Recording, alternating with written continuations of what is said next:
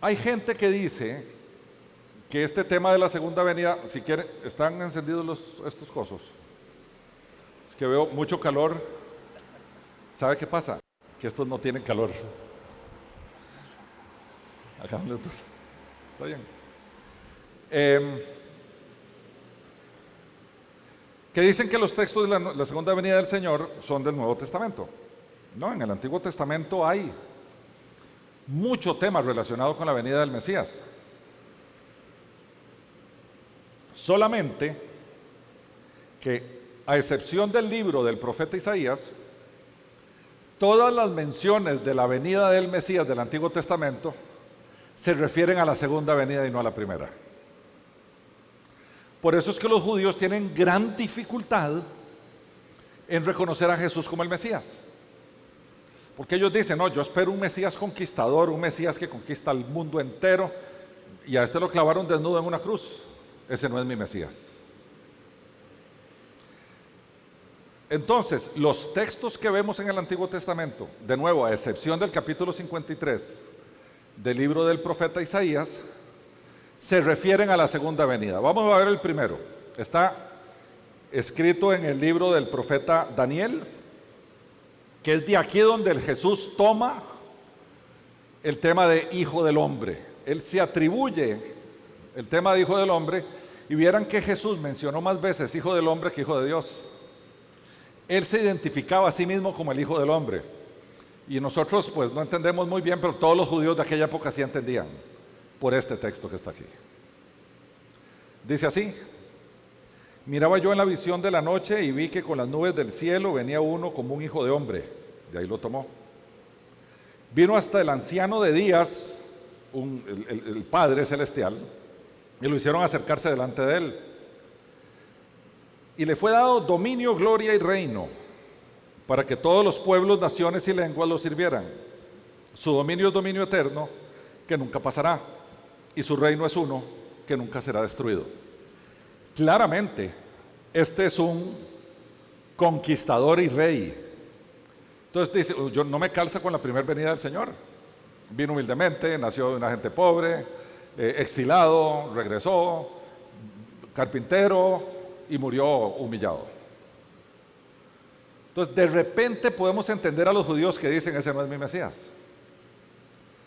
El otro texto está en el libro del profeta Zacarías y dice: después saldrá Jehová y peleará contra aquellas naciones como peleó en el día de la batalla. Esto es Armagedón, que está allá en el capítulo 19 de Apocalipsis.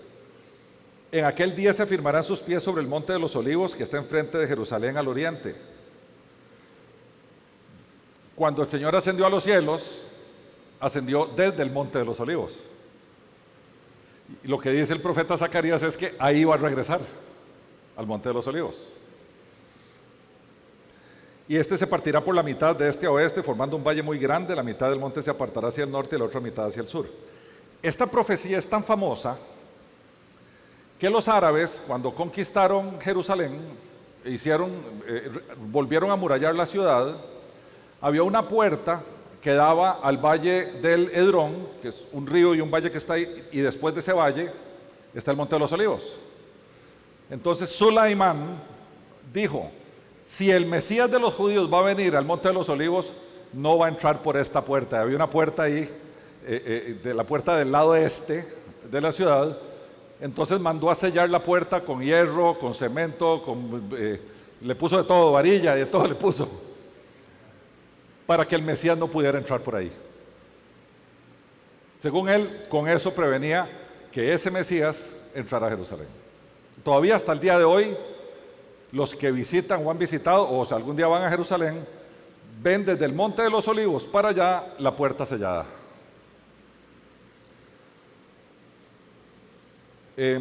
Por otro lado, en el Nuevo Testamento hay al menos 21 textos que se refieren a la segunda venida del Señor. Claramente los más famosos están en el capítulo 24 de Mateo y Apocalipsis 19, que los vamos a ver más adelante. Sin embargo, hay más de 300 profecías en el Antiguo Testamento cumplidas en el Nuevo Testamento.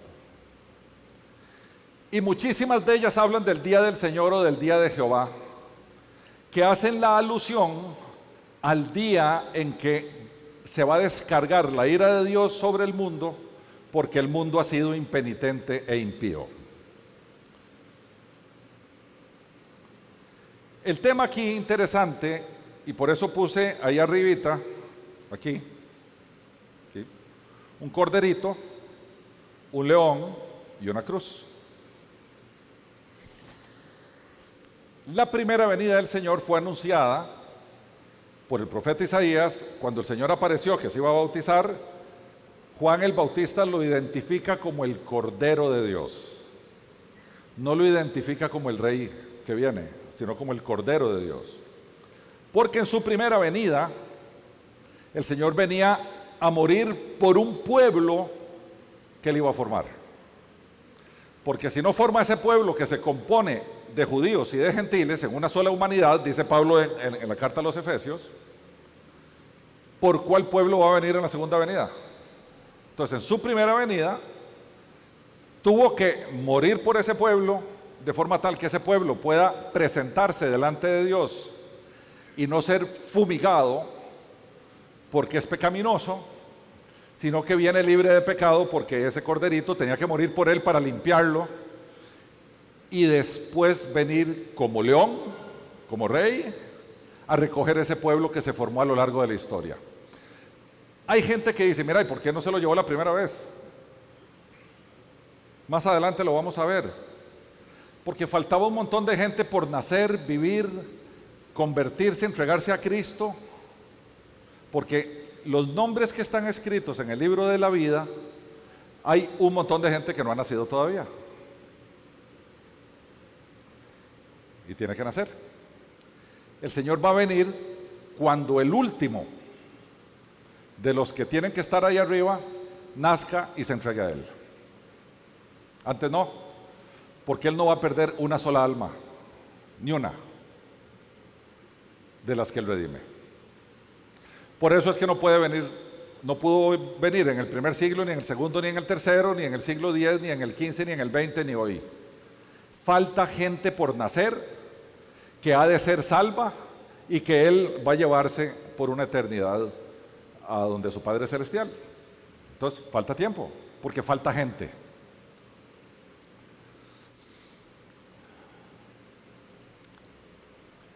El concepto de la segunda venida, el Señor lo explica desde la cultura judía del matrimonio. En el matrimonio, y así era aquí hace, no sé, 40 o 50 años, se hacía un compromiso que se le llamaban los esponsales, solo que ellos se hacían un contrato y ellos daban una señal de trato, daban una plata como señal de trato. Los padres de novio y novia se ponían de acuerdo, no es que el novio y la novia se amaran y se prometieran amor para toda una eternidad, nada que ver con eso. Era básicamente acuerdos patrimoniales. Entonces, cuando se decidía la boda, los papás con novio y novia se sentaban, hacían un documento, era firmado oficialmente, se entregaba la señal de trato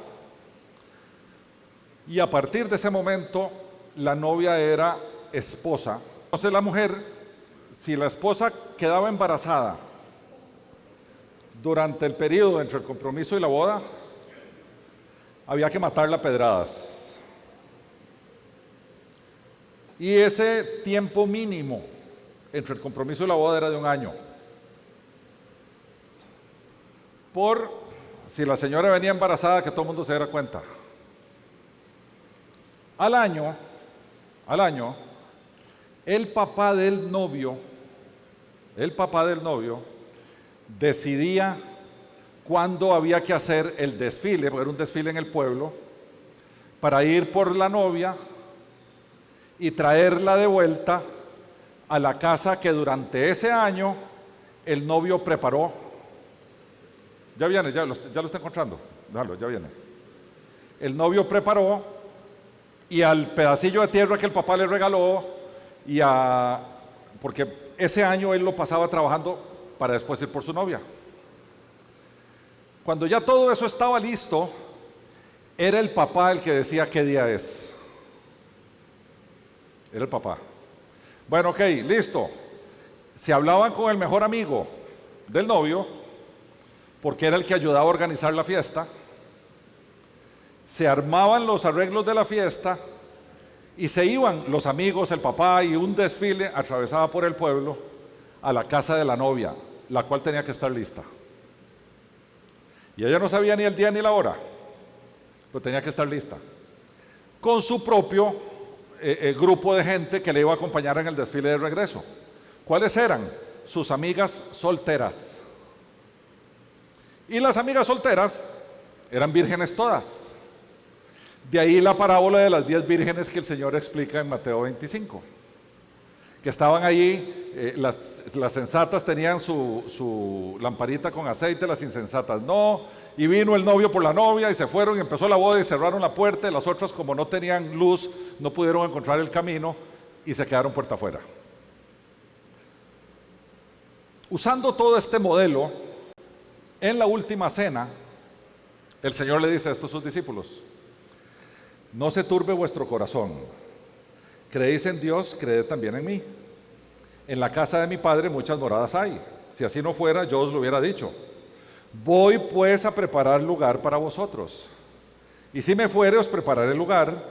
Vendré otra vez y os tomaré a mí mismo, para que donde yo estoy, vosotros también estéis. Entonces los discípulos entendieron esto. Nosotros pasamos por aquí y entonces alguien dice: pues, ¿cómo te vas a ir? Y él les dijo: a ustedes les conviene que yo me vaya, porque si no, no les mando al Espíritu Santo, que es la señal de trato del compromiso. El Espíritu Santo es la señal de trato del compromiso. Después le llama las arras, que son esa señal de trato. Si yo no me voy, no le mando al Espíritu Santo, y por lo tanto ustedes no tienen la señal de trato de que lo que yo estoy haciendo es verdadero, y de que ustedes tienen la plena seguridad que yo voy a regresar por ustedes. Entonces él tenía que irse.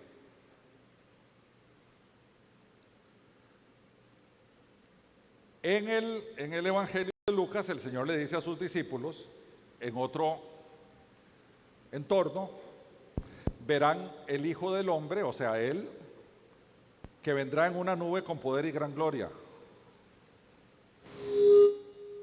Él a Juan en Apocalipsis le dice: he aquí viene con las nubes y todo ojo le verá, y los que le traspasaron y todos los linajes de la tierra harán lamentación por él. Pablo en 1 Tesalonicenses dice: porque el Señor mismo, con voz de mando, con voz de arcángel y trompeta de Dios, descenderá del cielo. Y él en Mateo 24 dice: porque como el relámpago que sale del oriente y se muestra hasta el occidente, así será también la venida del Hijo del Hombre. En otras palabras, no es secreta la venida de Cristo. Hay gente que dice: si viene y yo no creo en Él, no, mira, no vas a tener oportunidad. Porque su venida es sumamente visible y además es sumamente evidente quién está viniendo. Así que no te preocupes, no se te va a escapar. Todo ojo le verá, viene como un relámpago, no hay nada oculto ahí, no hay nada secreto. Es evidente quién es y por qué Él viene de esa manera. Los que hemos ya pasado por las Escrituras, entendiendo los temas que vamos a ver hoy, lo vamos a entender. Los que no han pasado por las Escrituras y no entienden esto, no van a saber qué está pasando. Porque Él viene a dos cosas: a llevarse a su iglesia y a juicio. Entonces solo va a haber dos poblaciones: los perdonados y los condenados. Nada más. No hay un tercero. Ahora sí, este es el texto de Apocalipsis 19, que es el más claro de toda la Biblia en cuanto a su segunda venida. Así lo describe Juan en Apocalipsis. Dice Juan: entonces vi el cielo abierto y había un caballo blanco. El que lo montaba se llamaba Fiel y Verdadero, y con justicia juzga y pelea. Sus ojos eran como llama de fuego, en su cabeza tenía muchas diademas, y tenía escrito un nombre que ninguno conocía sino él mismo. Estaba vestido de una ropa teñida en sangre, y su nombre es la Palabra de Dios. Los ejércitos celestiales, vestidos de lino finísimo, blanco y limpio, lo seguían en caballos blancos. De su boca sale una espada aguda para herir con ella las naciones, y él las regirá con vara de hierro. Se nos parece a lo que leímos del profeta Daniel, es lo mismo.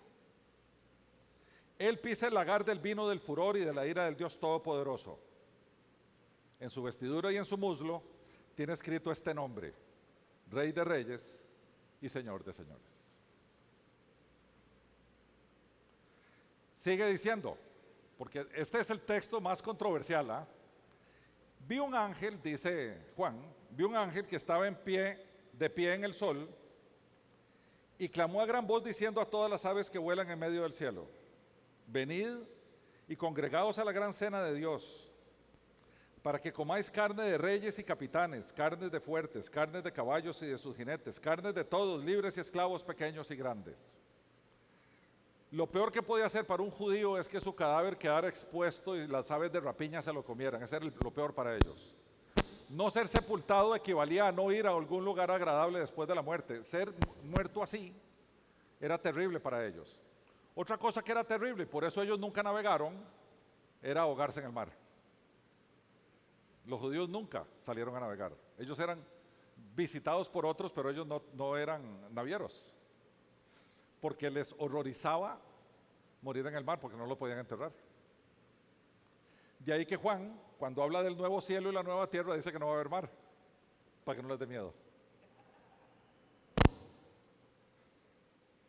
Y ahora sí, aparece el Señor Anticristo, ¿verdad? Que en Apocalipsis se le dice la bestia, porque él había juntado un montón de gente para pelear con aquel que venía en una famosa batalla que se llama Armagedón, que es muy famoso el nombre de Armagedón, que viene de la colina donde en teoría se va a llevar a cabo esta batalla, que es la colina de Megido en Israel.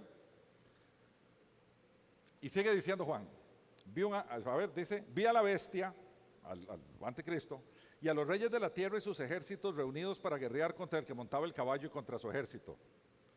La bestia fue apresada. Qué guerra, ¿verdad? Más grande. No pasó, sencillamente fue apresada, pero vean qué vacilón. Y con ella el falso profeta, que es un tercero, que ahora les voy a explicar quién es, otro ser que andaba por ahí, que había hecho delante de ella las señales con las cuales había engañado a los que recibieron la marca de la bestia, el famoso 666, y habían adorado su imagen. Estos dos fueron lanzados vivos dentro de un lago de fuego que arde con azufre.